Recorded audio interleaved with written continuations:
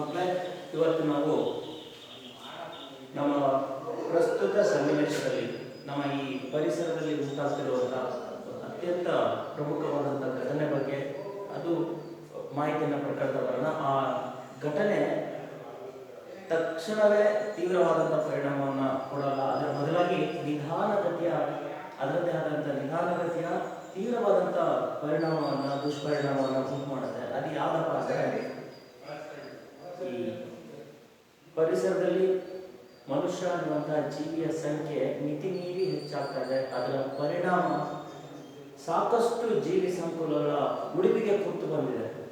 ಆ ಜೀವಿ ಸಂಕುಲಗಳು ಇನ್ನೇನು ಕೊನೆಗೊಳ್ಳುವಂಥ ಭೂಮಿಯ ಮೇಲೆ ಸಿಗದಾರದಂಥ ಒಂದು ಸ್ಥಿತಿಗೆ ತಲುಪ್ತಾ ಇದ್ದಾವೆ. ಅಂತಹ ಒಂದು ಸನ್ನಿವೇಶ ಇವತ್ತು ಇದೆ. ಆ ನಿಟ್ಟಿನಲ್ಲಿ ಪ್ರತಿಯೊಂದು ಜೀವಿ ಅದರದ್ದೇ ಆದಂಥ ಒಂದು ಮಹತ್ವವನ್ನು ಈ ಪರಿಸರದಲ್ಲಿ ಅದರದ್ದೇ ಆದಂಥ ಒಂದು ಪ್ರಾಮುಖ್ಯತೆಯನ್ನು ಅದರದ್ದೇ ಆದಂಥ ಕೊಡುಗೆಯನ್ನು ಕೊಡ್ತಾ ಇರುತ್ತೆ. ಹಾಗಾಗಿ ಪ್ರತಿಯೊಂದು ಜೀವಿಯ ಉಳಿವಿಗೆ ನಾವು ಪ್ರಯತ್ನವನ್ನು ಪಡಬೇಕು. ಆ ನಿಟ್ಟಿನಲ್ಲಿ ಅಳಿವಿನಂಚಿನಲ್ಲಿರುವಂತಹ ಕೆಲವೊಂದು ಜೀವಿಗಳನ್ನು, ಕೆಲವೊಂದು ಪ್ರಭೇದಗಳನ್ನು ಹಾಳಾಗದಂತೆ, ನಶಿಸಿ ಹೋಗದಂತೆ ಅವನ್ನ ರಕ್ಷಿಸಿ ಬೆಳೆಸುವಂಥ ಹೊಣೆಗಾರಿಕೆ ಇರುತ್ತಲ್ಲ, ಅಂಥ ಒಂದು ಕ್ರಿಯೆಯನ್ನು ನಾವು ಸಂರಕ್ಷಣೆ ಅಂತ ಕರಿತೀವಿ. ಇವತ್ತು ಏರುಗತಿಯಲ್ಲಿ ಸಾಗ್ತಾ ಇರುವಂಥ ಜನಸಂಖ್ಯೆ, ಆ ಮನುಷ್ಯನ ತೀರಲಾರದಂಥ ದಾಹ, ಅದು ಭೂಮಿಗೆ ಸಂಬಂಧಪಟ್ಟಂತಿರ್ಬೋದು ಅಥವಾ ಅವನ ಐಷಾರಾಮಿ ಜೀವನದ ಕಾರಣದಿಂದ ಇರ್ಬೋದು, ಅನೇಕ ಜೀವಿ ಸಂಕುಲಗಳು ನಶಿಸಿ ಹೋಗುವಂಥ ಹಂತದಲ್ಲಿದ್ದಾವೆ. ಅದರಿಂದ ಸಾಕಷ್ಟು ನಮಗೆ ದುಷ್ಪರಿಣಾಮಗಳು ಈಗಾಗಲೇ ನಾವು ನೋಡ್ತಾ ಇದ್ದೀವಿ. ಆ ದುಷ್ಪರಿಣಾಮ ನಿಧಾನಗತಿಯಲ್ಲಿ ತನ್ನದೇ ಆದಂಥ ಪ್ರಭಾವವನ್ನು ಬೀರ್ತದೆ. ಅದನ್ನು ತಡೆಗಟ್ಟಲಿಕ್ಕೆ ಈಗಲೂ ಕೂಡ ಎಚ್ಚೆತ್ತುಕೊಳ್ಳಿಕ್ಕೆ ಬಹಳಷ್ಟು ಅವಕಾಶಗಳು ನಮಗೆ ಪ್ರಕೃತಿ ಕೊಟ್ಟಿದೆ. ಆ ನಿಟ್ಟಿನಲ್ಲಿ ನಾವು ಯಾವ ಜೀವಿ ಸಂಕುಲಗಳು ಈ ಪರಿಸರದಿಂದ ಅಳಿವಿನ ಅಂಚಿನಲ್ಲಿ ಅಂದರೆ ಕಣ್ಮರೆಯಾಗುವಂಥ ಮತ್ತೆಂದೂ ಕೂಡ ಅವು ಭೂಮಿ ಮೇಲೆ ಕಾಣದೇ ಇರುವಂಥ ಸ್ಥಿತಿಯನ್ನು ತಲುಪ್ತಾ ಇದ್ದಾವೆ. ಅಂತಹ ಪ್ರತಿಯೊಂದು ಜೀವಿ ಸಂಕುಲ, ಪ್ರಾಣಿ ಇರ್ಬೋದು, ಸಸ್ಯ ಇರ್ಬೋದು, ಅವನ್ನ ಹಾಳಾಗದಂತೆ ರಕ್ಷಿಸಿ ಅವುಗಳನ್ನು ಪೋಷಿಸಿ ವ್ಯವಸ್ಥಿತವಾಗಿ ಅವುಗಳ ಉಳಿವಿಕೆಗೆ ಅವು ಪರಿಸರದಲ್ಲಿ ಉಳಿಲಿಕ್ಕೆ ನಾವು ಸಹಕಾರಿಯಾದಂಥ ಒಂದು ಕಾರ್ಯವನ್ನು ಮಾಡಬೇಕಾಗಿದೆ. ಅಂಥ ಒಂದು ಕಾರ್ಯವನ್ನು ನಾವು ಸಂರಕ್ಷಣೆ ಅಥವಾ ಕನ್ಸರ್ವೇಷನ್ ಅಂತ ಕರೀತೀವಿ. ಆ ಸಂರಕ್ಷಣೆ ಮಾಡುವಂಥ ಉದ್ದೇಶ ಯಾಕೆ? ಆದರೆ ಪರಿಸರದಲ್ಲಿ ಅವುಗಳಿಗೆ ಬದುಕುವಂಥ ಸಾಮರ್ಥ್ಯ ಇರುವ ಪ್ರತಿಯೊಂದು ಜೀವಿಗೂ ಕೂಡ ಪರಿಸರದಲ್ಲಿ ಬದುಕುವಂಥ ಸಾಮರ್ಥ್ಯ ಇದೆ. ಮಕ್ಕಳೇ, ಪ್ರತಿಯೊಂದು ಜೀವಿಗೂ ಕೂಡ ಇದೆ. ತಾನು ಬದುಕಿ ತನ್ನ ಸಂತಾನೋತ್ಪತ್ತಿಯನ್ನು ಮಾಡುವ ಮುಖಾಂತರ ಅದು ಮೂಲಭೂತವಾದಂಥ ಗುಣ ಪ್ರತಿಯೊಂದು ಜೀವಿಗೆ ಇದೆ. ತನ್ನ ಸಂತತಿಯನ್ನು ಅಭಿವೃದ್ಧಿ ಮಾಡಿಕೊಂಡು ತನ್ನ ಅಸ್ತಿತ್ವವನ್ನು ಉಳಿಸಿಕೊಂಡು ಹೋಗುವಂಥ ಸಾಮರ್ಥ್ಯವನ್ನು ಪರಿಸರ ಪ್ರತಿಯೊಂದು ಜೀವಿಗೂ ಕೊಟ್ಟಿದೆ. ಆದರೆ ಪ್ರತಿಯೊಂದು ಜೀವಿಯ ಉಳಿವಿಕೆಗೆ ಥ್ರೆಟನ್ನಾಗಿ ಅವೆಲ್ಲವೂ ಕೂಡ ತೊಂದರೆಯಾಗಿ ನಿಂತಿರುವಂಥದ್ದೇ ಅತಿಯಾಗಿ ಬೆಳೀತಾ ಇರುವಂಥ ಜನಸಂಖ್ಯೆ, ಮಿತಿ ಮೀರಿದಂಥ ಜನಸಂಖ್ಯೆ ಕಾರಣ ಆಗಿದೆ. ಸರಿ, ಹಾಗಾದ್ರೆ ಆ ಮಿತಿ ಮೀರಿದಂಥ ಜನಸಂಖ್ಯೆ ಹೇಗೆ ಕೆಲವೊಂದು ಜೀವಿಗಳ ಅಳಿವಿನಂಚಿಗೆ ಕಾರಣ ಆಗಿದೆ, ಅವನ್ನ ಸಂರಕ್ಷಣೆ ಮಾಡಬೇಕಾಗಿರುವಂಥ ಉದ್ದೇಶ ನಮಗೆ ಬಂದಿದೆ. ಆ ರೀತಿ ಆಗಲಿಕ್ಕೆ ಏನೇನು ಕಾರಣಗಳು ಅನ್ನೋ ಬಗ್ಗೆ ಒಂದೊಂದೇ ಮಾಹಿತಿಯನ್ನು ಕೊಡ್ತಾ ಬರೋಣ. ಸೊ ಮೊದಲನೇದಾಗಿ ಈಗ ಹೇಳ್ತಾ ಇದ್ರೆ ಅತಿಯಾದಂಥ ಜನಸಂಖ್ಯೆ, ಮಿತಿ ಮೀರಿದಂಥ ಜನಸಂಖ್ಯೆಯ ಕಾರಣ ಪ್ರಮುಖವಾಗಿ ಅರಣ್ಯನಾಶ. ಆ ಅರಣ್ಯನಾಶ ಆಗೋದ್ರಿಂದ ಆ ಅರಣ್ಯದಲ್ಲಿ ಇರುವಂಥ ಅನೇಕ ಜೀವಿ ಸಂಕುಲಗಳು ಒಂದನ್ನು ಒಂದು ಆಶ್ರಯಿಸಿ ಒಂದಕ್ಕೆ ಉಪಕಾರಿಯಾಗಿ ಮತ್ತೊಂದು ಇರೋ ಮುಖಾಂತರ ಪರಿಸರದಲ್ಲಿ ಸಮತೋಲನವನ್ನು ಕಾಪಾಡಿಕೊಳ್ಳುವ ಮುಖಾಂತರ ಅರಣ್ಯ ಈ ಭೂಮಿಯ ಮೇಲಿನ ಪರಿಸರವನ್ನು ಒಂದು ಸಮತೋಲನವಾಗಿ ಕಾಪಾಡಿಕೊಳ್ತಾ ಇತ್ತು. ಅಂತಹ ಕಾಪಾಡಿಕೊಳ್ಳುವಿಕೆಗೆ ಹೆಚ್ಚು ಪೆಟ್ಟನ್ನು ಕೊಡ್ತಾ ಇರೋದೇ ಅತಿಯಾಗಿ ಬೆಳೀತಾ ಇರುವಂತಹ ಜನಸಂಖ್ಯೆ. ಈ ಜನಸಂಖ್ಯೆ ಹೆಚ್ಚೆಚ್ಚಾದಕ್ಕೆ ಆಹಾರದ ಬೇಡಿಕೆ ಜಾಸ್ತಿ ಆಗುತ್ತೆ. ಅದರ ನಿಟ್ಟಿನಲ್ಲಿ ಅರಣ್ಯ ನಾಶವನ್ನು ಮಾಡೋ ಮುಖಾಂತರ ಅದನ್ನು ವ್ಯವಸಾಯ ಭೂಮಿಯಾಗಿ ಪರಿವರ್ತನೆ ಆಗ್ತಾ ಇದೆ. ಅದರ ಜೊತೆಯಲ್ಲಿ ಅವನ ಐಷಾರಾಮಿ ಜೀವನಕ್ಕೆ ತಕ್ಕಂತೆ ಆ ಮನೆಯನ್ನ ಮಾಡ್ಕೊಳ್ಳುವಂಥ ಸಮಯದಲ್ಲಿ ಅವನ ಅಗತ್ಯತೆಗಳನ್ನು ತುಂಬಿಸುವಂಥ ಐಷಾರಾಮಿ ಜೀವನವನ್ನು ವ್ಯವಸ್ಥಿತಗೊಳಿಸಲಿಕ್ಕೆ ಅನೇಕ ಕೈಗಾರಿಕೆಗಳು ಪ್ರಾರಂಭ ಹಾಳು ಮಾಡ್ತಾ ಇದ್ದಾವೆ. ಅರಣ್ಯದ ಭೂಮಿಯನ್ನೇ ಹಾಳು ಮಾಡಿ ಕೈಗಾರಿಕೆಗಳನ್ನು, ಹಾಗಂತ ಅವೆಲ್ಲವನ್ನು ಕೂಡ ನಿರ್ಲಕ್ಷಿಸಲಿಕ್ಕೆ ಆಗಲ್ಲ. ಆದರೆ ಆ ಏರುತ್ತಾ ಇರುವಂತಹ ಜನಸಂಖ್ಯೆಯನ್ನು ನಾವು ನಿಯಂತ್ರಣದಲ್ಲಿ ಇಟ್ಕೊಂಡ್ರೆ ಹೆಚ್ಚು ವೇಗವಾಗಿ ವಿಸ್ತಾರ ಆಗ್ತಿರುವಂತಹ ಕೃಷಿ ಭೂಮಿಯನ್ನ ನಿಯಂತ್ರಣದಲ್ಲಿ ಇಟ್ಕೊಳ್ಳಿಕ್ಕೆ ಸಾಧ್ಯ ಆಗುತ್ತೆ. ಅವಾಗ ಆ ಮನುಷ್ಯನ ಜನಸಂಖ್ಯೆ ಕಡಿಮೆ ಆದರೆ ಕಟ್ಟುವಂಥ ಮನೆಗಳ ಸಂಖ್ಯೆ ಕಡಿಮೆ ಆಗುತ್ತೆ, ಬೇಡಿಕೆ ಕಡಿಮೆ ಆಗುತ್ತೆ. ಅವನ ಬೇಡಿಕೆಗಳು ಕಡಿಮೆ ಆಗುತ್ತೆ, ಕೈಗಾರಿಕೆಗಳು ತಂತಾನೇ ಎಷ್ಟು ಬೇಕೋ ಅಷ್ಟು ನಿಯಂತ್ರಣದಲ್ಲಿ ಇರ್ತವೆ. ಇನ್ನು ಜನಸಂಖ್ಯೆ ಜಾಸ್ತಿ ಆಗೋದನ್ನು ಪ್ರತಿಯೊಬ್ಬರು ಕೂಡ ಪೀಠೋಪಕರಣಗಳನ್ನು ಬಳಸ್ತಾರೆ. ಅದರಲ್ಲಿ ಏನು ಮಾಡಬೇಕು, ಅವ್ರ ಮನೇಲಿ ಬಳಸುವಂಥ ಸೋಫಾ ಸೆಟ್ ಈ ಮರದಿಂದನೇ ಆಗಿರ್ಬೇಕು. ಅವ್ರ ಮನೆ ಕಟ್ಟಬೇಕಾದ್ರೆ ಮನೆಗೆ ಬೇಕಾದಂಥ ಬಾಗಿಲ ಫ್ರೇಮ್, ಕಿಟಕಿಯ ಫ್ರೇಮ್ ಇರ್ಬೋದು, ಎಲ್ಲದೂ ಕೂಡ ಅತ್ಯಂತ ಉತ್ಕೃಷ್ಟವಾಗಿರುವಂಥ ಮರದ್ದೇ ಆಗಬೇಕು. ಈಗ ಎಲ್ಲವೂ ಕೂಡ ಅರಣ್ಯ ನಾಶಕ್ಕೆ ಕಾರಣ ಆಗಿದೆ. ಹಿಂದೆಲ್ಲ ಊರುಗಳು ಬಳಸ್ತಾ ಇದ್ದಾರೆ ಕಟ್ಟಿಗೆಗಳನ್ನು, ಇತ್ತೀಚೆಗೆ ಕಟ್ಟಿಗೆಯನ್ನು ಬಳಸೋದು ಕಡಿಮೆ ಆಗಿದೆ. ಅದಾದ ನಂತರ ಕಾಡ್ಗಿಚ್ಚು ಸಹಜವಾಗಿ ಇದೊಂದು ನೈಸರ್ಗಿಕವಾದಂಥ ವಿಕೋಪ ಅಂತ ಕರಿತೀವಿ. ಅದರ ಜೊತೆಗೆ ಈ ಕಾಡ್ಗಿಚ್ಚು ಹೇಗೆ ಅರಣ್ಯ ನಾಶಕ್ಕೆ ಕಾರಣ ಆಗುತ್ತೋ ಆ ಜೀವಿ ಸಂಕುಲಕ್ಕೆ ತೊಂದರೆಯನ್ನು ಮಾಡುತ್ತೆ.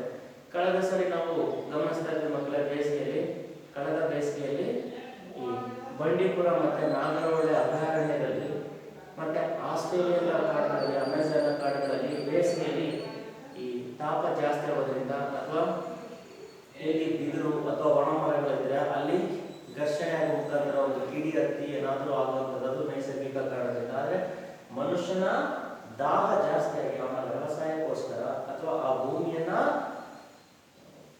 ತನ್ನ ಕೆಲಸಕ್ಕೆ ತನಗೆ ಬೇಕಾದಂಥ ಅನುಕೂಲಕ್ಕೆ ತಕ್ಕಂತೆ ಬಳಸ್ಕೊಳ್ಳೋ ಉದ್ದೇಶದಿಂದ ಮನುಷ್ಯರು ಕೂಡ ಕಾಡಿಗೆ ಬೆಂಕಿ ಹಚ್ಚುವಂಥ ಕೆಟ್ಟ ಹೀನ ಪರಿಸ್ಥಿತಿಯನ್ನ ಅಥವಾ ಹೀನ ಮನಸ್ಥಿತಿಗೆ ತಲುಪಿದ್ದಾರೆ. ಅದರಿಂದ ಕಾಡಿನ ಬೆಂಕಿ ಪ್ರಸರಿಸುವ ಮುಖಾಂತರ ಸಾಕಷ್ಟು ಹೆಕ್ಟೇರ್ಗಳನ್ನ ಸಸ್ಯ ಸಂಪತ್ತನ್ನ, ಅಲ್ಲಿ ಬದುಕುವಂಥ ಪ್ರಾಣಿಗಳನ್ನ, ಜೀವ ಸಂಕುಲಕ್ಕೆ ಆಪತ್ತನ್ನು ತಂದಿರ್ತಾ ಇದೆ. ಇದು ಕೂಡ ಅರಣ್ಯ ನಾಶಕ್ಕೆ ಕಾರಣ ಆಗಿರ್ತದೆ. ಮತ್ತೆ ಅರಣ್ಯ ನಾಶ ಉಂಟಾಗೋದ್ರಿಂದ ಅಲ್ಲಿನ ಪ್ರಾಣಿ ಮತ್ತೆ ಸಸ್ಯಗಳು ಅವುಗಳು ಅವನತಿಗೆ ತಲುಪುತ್ತೆ. ಅಂಥವನ್ನ ನಾವು ಹೆಚ್ಚು ಆಸಕ್ತಿಯಿಂದ ಹೆಚ್ಚೆಚ್ಚು ಖರ್ಚು ಮಾಡೋ ಮುಖಾಂತರ ಅವುಗಳನ್ನು ಜವಾಬ್ದಾರಿಯಿಂದ ಬೇರೆ ಯಾವುದೇ ಬಾಹ್ಯ ಕಾರಣಗಳಿಂದ ಹಾಳಾಗದಂತ ಸಂರಕ್ಷಣೆ ಕಾಪಾಡ್ಕೊಳ್ಬೇಕಾಗುತ್ತೆ. ಅಂತ ಒಂದು ಕ್ರಿಯೆ ಸಂರಕ್ಷಣೆ ಅಂತ ಕರಿತೀವಿ, ಅದಕ್ಕೆ ಹೆಚ್ಚು ಒತ್ತು ಕೊಡ್ಬೇಕಾಗುತ್ತೆ. ನೈಸರ್ಗಿಕವಾಗಿ ನಾವು ಯಾವುದೇ ಡಿಸ್ಟರ್ಬೆನ್ಸ್ ಅನ್ನು ಮಾಡದೆ ಹೋದ್ರೆ ಅವುಗಳ ಪಾಡಿಗೆ ಅವುಗಳ ಸಂತಾನೋತ್ಪತ್ತಿಯನ್ನು ಮಾಡ್ಕೊಳ್ಳೋ ಮುಖಾಂತರ ಪ್ರತಿಯೊಂದು ಜೀವಿಯು ಕೂಡ ಚೆನ್ನಾಗೇ ಇರುತ್ತೆ. ಅದರಿಂದ ಪರಿಸರ ಸಮತೋಲನವಾಗಿರುತ್ತೆ. ಅದಾದ ನಂತರ ತೀವ್ರವಾದಂಥ ಬರಗಾಲ, ಕಾಡು ಹಾಳಾಗ್ತಾ ಹೋದ್ರೆ ಮಳೆ ಪ್ರಮಾಣ ಕಡಿಮೆ ಆಗೋದು ಸಹಜ. ಅದರಿಂದ ತೀವ್ರವಾದ ಬರಗಾಲ ಬರುತ್ತೆ. ಬರಗಾಲ ಬಂದಾಗ ಕೂಡ ಎಷ್ಟೋ ಸಸ್ಯಗಳಿರ್ಬೋದು ಅಥವಾ ಪ್ರಾಣಿಗಳಿರ್ಬೋದು ಆಹಾರ ಉತ್ಪನ್ನ ಮಾಡೋ ಕಾಲದಲ್ಲೇ ಅಳಿವಿನಂಚಿಗೆ ತಲುಪ್ತದೆ. ಸೊ ಹೀಗೆ ಈ ಎಲ್ಲ ಕಾರಣಗಳಿಂದಲೂ ಕೂಡ ನಾವು ಅರಣ್ಯ ನಾಶ ಆಗೋದನ್ನು ಗಮನಿಸ್ತೀವಿ. ಆ ಅರಣ್ಯ ನಾಶ ಆಗೋದ್ರಿಂದ ಆ ಪರಿಸರ ವ್ಯವಸ್ಥೆಯಲ್ಲಿರುವಂತಹ ಅನೇಕ ಜೀವಿಗಳು ತಮ್ಮ ಉಳಿದನ್ನೇ ಕಳೆದುಕೊಳ್ಳುವಂಥ ಸ್ಥಿತಿ ಬರ್ತದಲ್ಲ, ಅದನ್ನು ತಪ್ಪಿಸ್ಲಿಕ್ಕೆ ಅನೇಕ ಕಾರ್ಯಕ್ರಮಗಳನ್ನು ಕೈಗೊಳ್ಳುವ ಮುಖಾಂತರ ಅವುಗಳು ಹಾಳಾಗದಂತೆ ಅವುಗಳನ್ನು ಉಳಿಸಿ ಬೆಳೆಸಿ ಮುಂದಕ್ಕೂ ಕೂಡ ಅವುಗಳ ಸಂತತಿ ಉಳಿಯುವಂತೆ ನಾವು ಕ್ರಮಗಳನ್ನು ಕೈಗೊಳ್ಳಬೇಕಾಗುತ್ತಲ್ಲ, ಅಂತ ಕ್ರಮವನ್ನೇ ಸಂರಕ್ಷಣೆ ಅಂತ ಕರಿತೀವಿ. ಆ ಸಂರಕ್ಷಣೆಯನ್ನು ಮಾಡಬೇಕಾದ್ರೆ ಯಾವ ಎಲ್ಲ ಕ್ರಮಗಳನ್ನು ನಾವು ಅನುಸರಿಸ್ಬೋದು ಅನ್ನೋದನ್ನ ಮುಂದೆ ನೋಡ್ತಾ ಬರೋಣ ಮಕ್ಕಳೇ. ಅದಕ್ಕೂ ಮುಂಚೆ ಅರಣ್ಯ ನಾಶದಿಂದ ಉಂಟಾಗುವಂಥ ದುಷ್ಪರಿಣಾಮಗಳು, ಅದರ ಕೆಟ್ಟ ಪರಿಣಾಮಗಳು ಯಾವ್ಯಾವು,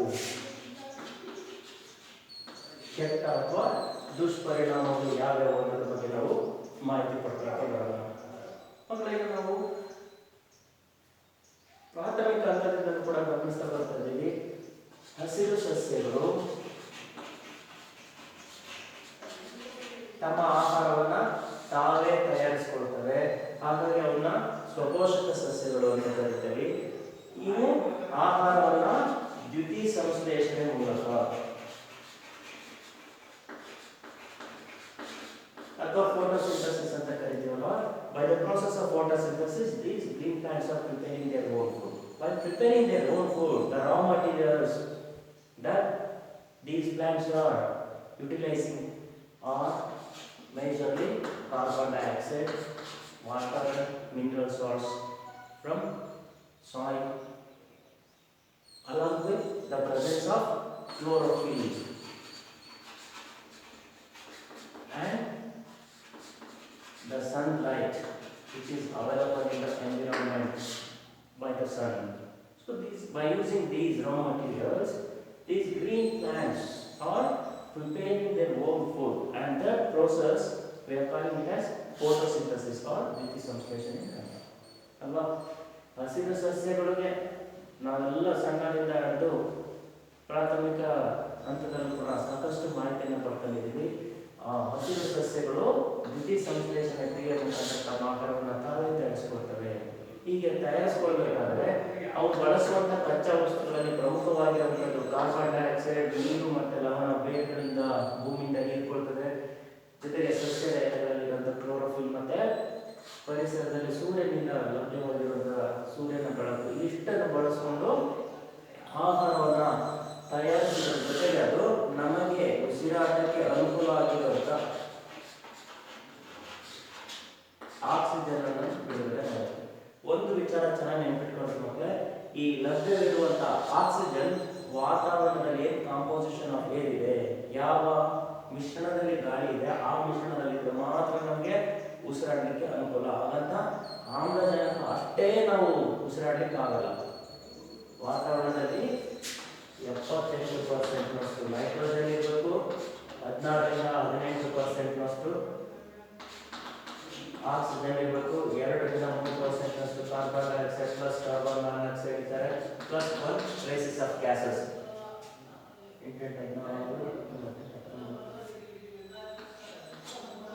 ಒಟ್ಟು 100%.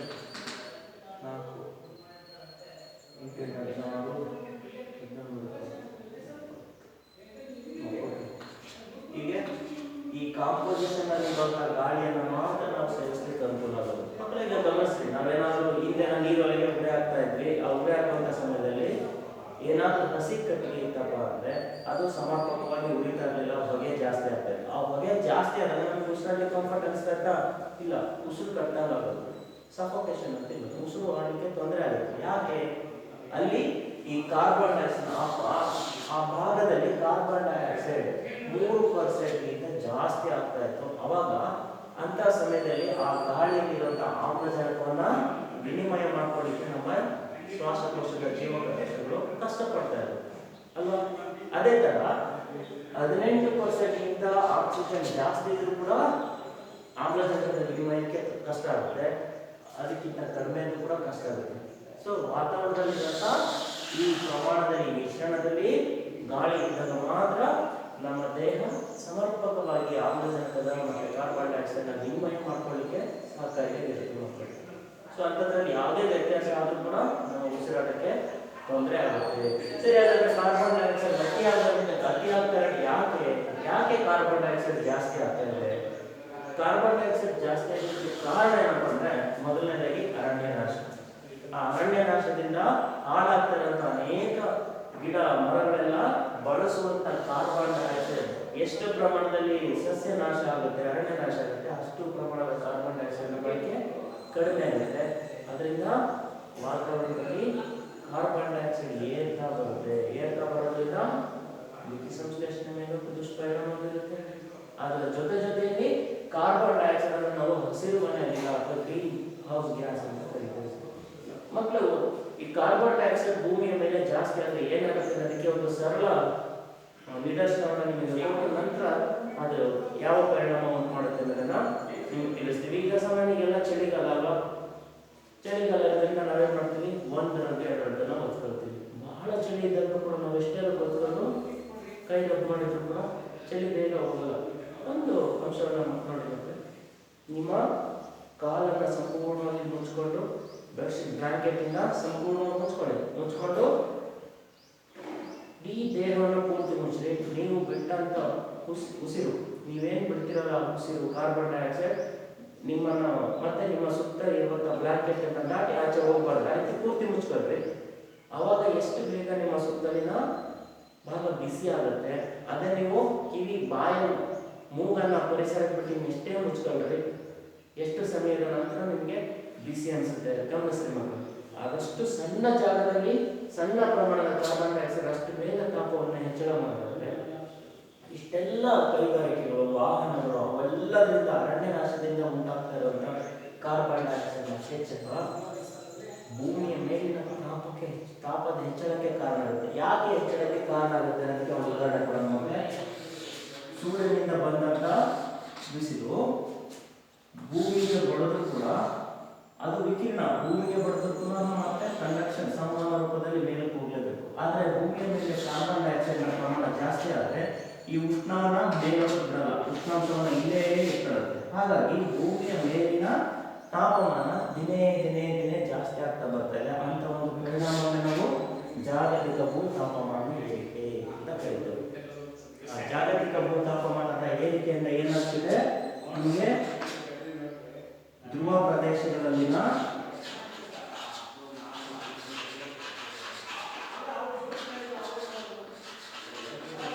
ಮಂಜುಗಡ್ಡೆ ಕರಗ್ತಾ ಇದೆ.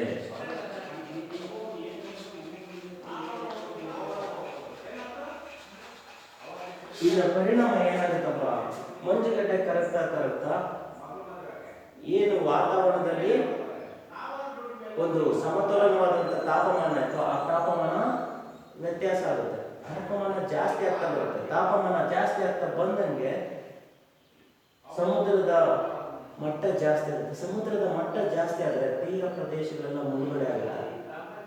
ಈಗಾಗಲೇ ಏಳ್ತಾ ಇರುವಂಥ ಜನಸಂಖ್ಯೆ ಭೂಮಿ ಸಾಕಾಗ್ತಾ ಇಲ್ಲ, ಅದರಲ್ಲೂ ಭೂಮಿ ಮುಳುಗಡೆ ಆದರೆ ಎಷ್ಟು ಸಮಸ್ಯೆ ಆಗ್ಬೋದು. ಅದರ ಜೊತೆಯಲ್ಲಿ ತಾಪಮಾನ ಹೆಚ್ಚಳ ಆಗೋದ್ರಿಂದ ಮನುಷ್ಯ ಅಥವಾ ಯಾವುದೇ ಪ್ರಾಣಿಯ ದೈಹಿಕ ಚಟುವಟಿಕೆ ಕುಂಠಿತ ಆಗುತ್ತೆ. ದೇಹದಲ್ಲಿ ನಡೆಯುವಂಥ ಅನೇಕ ಜೈವಿಕ ಚಟುವಟಿಕೆಗಳು, ಅದನ್ನು ಫಿಸಿಯೋಲಾಜಿಕಲ್ ಆಕ್ಟಿವಿಟೀಸ್ ಅಥವಾ ಬಯೋಟಿಕ್ ರಿಯಾಕ್ಷನ್ಸ್ ಅಂತ ಕರಿತೀವಲ್ಲ, ಆ ಎಲ್ಲ ಜೈವಿಕ ಕ್ರಿಯೆಗಳ ಮೇಲೆ ದುಷ್ಪರಿಣಾಮ ಬೀಳುತ್ತೆ. ಆರೋಗ್ಯದಲ್ಲಿ ವ್ಯತ್ಯಯ ಆಗುತ್ತೆ, ಸಾಕಷ್ಟು ತೊಂದರೆ ಆಗುತ್ತೆ. ನಾವೇನೇ ಮಾಡಿದ್ರು ಪರಿಸರಕ್ಕೆ ಒಂದು ಅದ್ಭುತವಾದಂಥ ಶಕ್ತಿ ಇದೆ, ಅದು ತನ್ನನ್ನು ತಾನು ನಿಯಂತ್ರಣ ಮಾಡ್ಕೊಳ್ತದೆ. ಅಲ್ಲಿಯ ಹೊರಗೆ ಉಂಟಾಗುವ ಪರಿಣಾಮವನ್ನು ಅನುಭವಿಸೋದು ಬಹಳ ಕಷ್ಟ. ಸೊ ಇದೆಲ್ಲ ಆದಮೇಲೆ ಯಾವುದೋ ಒಂದು ನಿರ್ದಿಷ್ಟ ಪ್ರದೇಶ, ಈಗ ಹಿಂದೆಲ್ಲ ಹವಾಮಾನ ಪರಿಸ್ಥಿತಿ ಎಷ್ಟಿತ್ತಪ್ಪ, ಇಂಥ ಸಮಯದಲ್ಲಿ ಮಳೆಗಾಲ ಹಿಂಗಿತ್ತು, ಈಗಲ್ಲ. ಯಾವುದೋ ಒಂದು ಮಳೆ ಬಂತ, ಯಾವುದೋ ಒಂದು ಪ್ರದೇಶದಲ್ಲಿ ವಿಪರೀತವಾಗಿ ಮಳೆ ಬರುತ್ತೆ, ಇನ್ನು ಯಾವುದೋ ಪ್ರದೇಶದಲ್ಲಿ ಮಳೆನೇ ಬರಲ್ಲ. ಒಂದು ಹತ್ರ ಅತಿವೃಷ್ಟಿ ಇರುತ್ತೆ, ಇನ್ನೊಂದು ಹತ್ರ ಅನಾವೃಷ್ಟಿ ಇರುತ್ತೆ. ಅತಿವೃಷ್ಟಿಯಲ್ಲಿ ಅತಿ ಹೆಚ್ಚು ಮಳೆ, ಇನ್ನೊಂದು ಮಳೆನೇ ಆಗಿರಲ್ಲ. ಹೀಗೆ ಮಳೆಗಾಲದಲ್ಲಿ ಉಂಟಾಗುವಂಥ ವ್ಯತ್ಯಾಸ, ಆಮೇಲೆ ಅತಿಯಾಗಿ ಮರಗಳನ್ನು ಕಡಿದು ಅರಣ್ಯ ನಾಶ ಮಾಡ್ತಾ ಇರೋದ್ರಿಂದ ಆ ಮಣ್ಣನ್ನು ಸಸ್ಯ ಅಥವಾ ಗಿಡ ಮರಗಳ ಬೇರೆ ಮಣ್ಣನ್ನು ಬಿಗಿಯಾಗಿ ಹಿಡಿದಿಟ್ಕೊಂಡಿತ್ತು, ಆ ಬಿಗಿ ಕಡಿಮೆ ಆಗುತ್ತೆ. ಬಿಗಿ ಕಡಿಮೆ ಆದಾಗ ನೀರಿನ ಹರಿವು ಜಾಸ್ತಿ ಆದರೆ ಮಣ್ಣನ್ನು ಕೊಚ್ಕೊಂಡು ಹೋಗೋದು, ಭೂ ಸವಕಳಿ ಆಗುವಂಥದ್ದು, ಮಣ್ಣು ಸವಕಳಿ ಆಗುವಂಥದ್ದು, ಅಥವಾ ಗುಡ್ಡಗಳು ಕುಸಿತ ಆಗುವಂಥದ್ದು. ಈಗೆಲ್ಲ ನಾವು ನೋಡ್ತಾ ಇದ್ದೀವಿ ಕೊಡಗಲ್ಲೆಲ್ಲ ದೊಡ್ಡ ದೊಡ್ಡ ಬೆಟ್ಟಗಳಿರ್ತವೆ. ಆ ಬೆಟ್ಟಗಳ ಪಾದದಲ್ಲಿ ಅಂದರೆ ಬೆಟ್ಟಗಳ ಅಡಿಯಲ್ಲಿ ಮಾಡ್ತಿದ್ದೀವಿ, ಅದನ್ನ ಸಮ ಮಾಡ್ಕೊಳ್ತಾ ಇದೀವಿ ಮನೆ ಕಟ್ಕೊಳ್ಳೋಕ್ಕೆ, ನಮ್ಮ ಕೃಷಿ ಚಟುವಟಿಕೆಗೆ ಅಂತ. ಅದರಿಂದ ಎಷ್ಟೋ ಗಿಡಗಳೆಲ್ಲ ಇಟ್ಕೊಂಡಂತ ಬೇರು ಬಿಗ್ಗೆ ಹಿಡ್ಕೊಂಡು ಮಣ್ಣನ್ನು ಸಡಿಲದಂತೆ, ಮಣ್ಣು ಹಾಳಾಗದ, ಮಣ್ಣು ಸಡಿಲು ಹೋಗದಂತೆ ಹಿಡ್ಕೊಂಡಿತ್ತು. ಅದೆಲ್ಲದನ್ನು ಹಾಳು ಮಾಡ್ತಾ ಇರೋದ್ರಿಂದ ಆ ಮಣ್ಣು ಸುಲಭವಾಗಿ ಮಳೆ ನೀರಿನ ಜೊತೆಗೆ ಸಡಿಲಾಗಿ ಗುಡ್ಡ ಕುಸಿತ ಆಗುವಂಥದ್ದು ಇವೆಲ್ಲ ಉಂಟಾಗ್ತಾ ಇದೆ. ಇವೆಲ್ಲವೂ ಕೂಡ ಅರಣ್ಯ ನಾಶದಿಂದಲೇ ಉಂಟಾಗ್ತಾ ಇರೋದು. ಆ ಅರಣ್ಯ ನಾಶ ಆಗ್ತಾ ಇರೋದ್ರಿಂದನೇ ಅನೇಕ ಪ್ರಾಣಿ ಮತ್ತು ಸಸ್ಯ ಸಂಕುಲಗಳ ಅಳಿವಿನಂಚಿಗೆ ಬರ್ತಾ ಇದೆ. ಈ ರೀತಿ ಬರೋದ್ರಿಂದ ಮುಂದೆ ಇನ್ನೂ ಆ ಪರಿಸರದಲ್ಲಿ ಅನೇಕ ಅಸಮತೋಲನೆ ಉಂಟಾಗೋದ್ರಿಂದ ಸಾಕಷ್ಟು ನ್ಯೂನತೆಗಳು. ಒಂದು ಉದಾಹರಣೆ ಕೂಡ ನೋಡ್ತಾರೆ.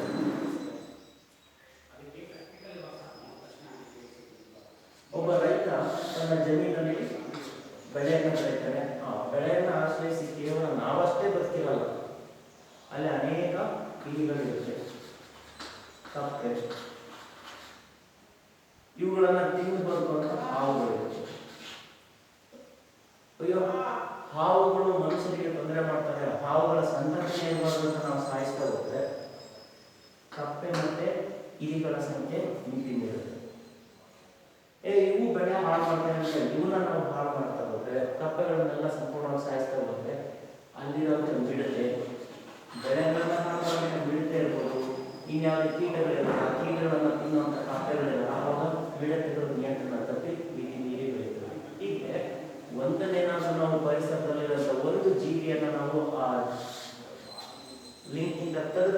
ಅದರದ್ದೇ ಆದಂಥ ದುಷ್ಪರಿಣಾಮ ತಕ್ಷಣ ಗೊತ್ತಾಗಬಹುದು, ನಿಧಾನಗತಿಯಲ್ಲಿ ಅತ್ಯಂತ ತೀವ್ರವಾಗಿ ಅದರ ದುಷ್ಪರಿಣಾಮವನ್ನು ಉಂಟು ಮಾಡುತ್ತೆ. ಹಾಗಾಗಿ ಪರಿಸರದಲ್ಲಿ ಪ್ರಕೃತಿ ಏನೆಲ್ಲ ಜೀವಿಗಳನ್ನು ಕೊಟ್ಟಿದೆ, ಆ ಜೀವಿ ಆ ಪರಿಸರದಲ್ಲಿ ತನ್ನದೇ ಆದಂಥ ಒಂದು ಪ್ರಮುಖ ಪಾತ್ರವನ್ನು ನಿರ್ವಹಿಸ್ತಾ ಇರ್ತದೆ, ನಮ್ಮ ಗಮನಕ್ಕೆ ಬಾರದಂತೆ. ಹಾಗಾಗಿ ಆ ಪ್ರತಿಯೊಂದು ಜೀವಿಯನ್ನು ಕೂಡ ನಾವು ಅದರ ಉಳಿವಿಗಾಗಿ ಶ್ರಮ ವಹಿಸಲೇಬೇಕಾಗುತ್ತೆ. ಇಲ್ಲಾಂದರೆ ಪರಿಸರದಲ್ಲಿ ಅಸಮತೋಲನೆ ಉಂಟಾಗುವ ಮುಖಾಂತರ ಸಾಕಷ್ಟು ಅನಾಹುತಗಳಿಗೆ ಮುಂದೆ ಕಾರಣ ಆಗ್ಬೋದು.